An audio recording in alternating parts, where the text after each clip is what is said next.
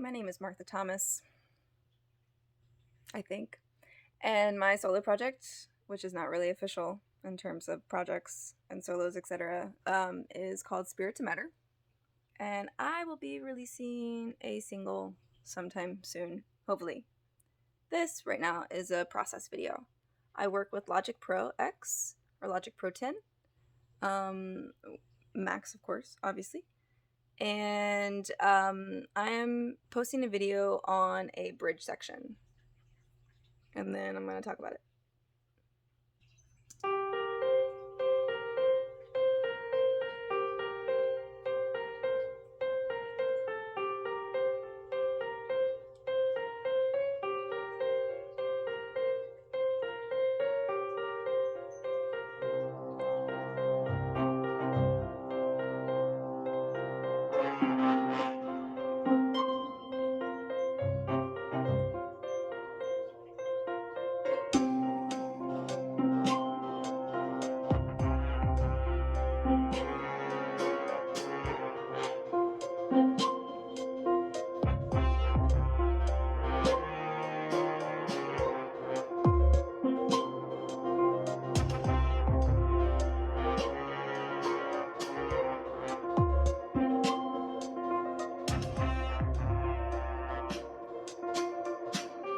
The great thing about really sticking through your process and committing to it and being open and willing to fail or make mistakes is you can actually hear where you went wrong. So just in watching this video right now, I figured out where stuff need to be taken out. And you can listen to that and you can say, whoa, that's too much. There's too much going on. It needs more space so that when those sounds do hit, they really hit.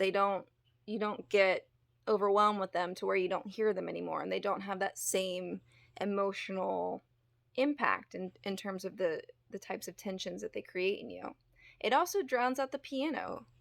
And there are these two piano sections which crossfade, and they create this sort of unique dissonance. They're not totally incompatible, right? But they're a little bit, just enough to where you're like, I don't know what I feel. I don't know. That's what I want, right? That's, if you want to create that, then you really have to find ways to maintain that, to accentuate it, to amplify it, right? So a beautiful art is creating a song in its simplicity where there's just as much, if not more, neutral or silent space, which makes the actual space that you hear what it is. If you don't have enough of that, then you're like, what's really happening? I'm overwhelmed. I can't really hear what I need to hear because there's just too much hearing to begin with. Too much listening. So in this bridge section, we have percussion. We allow some space. We allow to build up before we drop that percussion. We don't want to drop the bass right away, right? This is a really dramatic end to this section. And we want to leave it feeling the way that it felt. And right about here, you're like, oh, good Lord. Oh my God, what? And then here it's just like, oh, this is just elaborating on that creepiness in an extra creepy kind of way. Whoa, I don't know, it's creepy. And then boom, we're here. Percussion is dropping. It's about to drop. First, we bring in the trombone, a low note, right? It complements this right here. In the video that just played, there was a hit right here. I listened through the video, which is terrible sound quality, and I was like, that is too much. Took it out. Took that baby out right there. I have to take some of this stuff out. It's too much. I like it, right? But when you have too much of something that you like, I don't know, cannabis and stuff, I don't know, you're just like, I cannot smoke another joint right now. I think I might puke out THC bubbles, It's just too much. You need a break. So I need a break from some trumpets and some trombones. That way that when they really hit, you're like, hey, that's a trumpet and trombone, and that sounds fucking awesome right there. But if you have too much of it, you're like, whoa, okay, chill out with that. Chill out. Or I don't know, move some notes around. I don't know. Okay, so I'm about to do that. Where I'm going to do it, I have no idea. It's a delicate process because there are some things that I want to keep. You know, you don't want to totally obstruct what you're going for, but you just have to find ways to either shorten notes, boom, maybe take this out, maybe it's just too much. Thing is that I listened to it like this and I was like, no, that's too little. It doesn't work. So something has to happen. And then when I figure out what that is, I will post a follow-up video. Why not, right? Nobody's gonna watch it, but maybe if I just post enough, I don't know, something will happen. Okay, so we have brass. We have 3 different key elements. Why? Because this section right here is a totally different chord structure.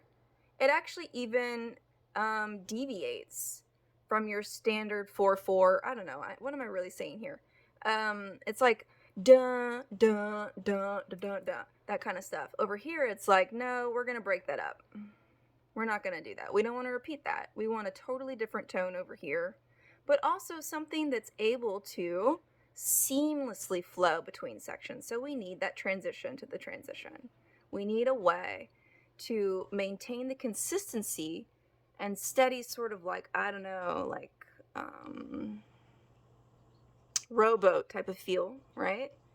So I elaborated on this very simple Nine Inch Nails inspired little riff, a little piano riff. It didn't quite work here anymore. When I started adding more instruments, I had to break that up and sort of take out stuff, add stuff to be able to really fully complement what was going on in the build-up in these sections. And especially with the percussion, which builds right here in a very dynamic way. So I went ahead and maintained this original riff. I kept it here. Bringing this over here did not work. I kept this.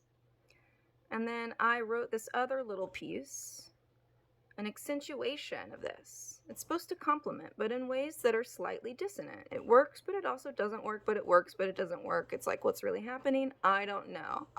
Does it break all the laws of music? No, it doesn't. But at least it breaks enough rules to where you're like, this feels really weird and I kind of like it. So this piece right here is building in volume. So we have our automation here. There we go, automation. So we have this original riff from this section descending in volume. We have this section which nicely, or at least as nicely as it can, lands into this happy place. Here's the grass is greener. It's happy. It's there's really not much like in terms of chord progression, it doesn't feel very minor, if that makes sense. So this, if you can see, is a sort of hybrid. I forget actually which one it is. Hold on. Yes, okay, so it's this, but what it's doing is it's reverbed, and it has different effects on it, and it's landing at a different volume so that it's starting to accentuate that sort of ethereal, weird, like what the fuck is happening in this horrible dystopian reality that's not reality, that says it's reality that's really not. Oh my god. When reality can't be reality. It's just really fucking creepy. That's what that is right there. And I tried to convey that with sounds. Piano, staccato, pluck strings. I have the harp on there. I don't know about harp. Someone want to compose harp? That'd be dope.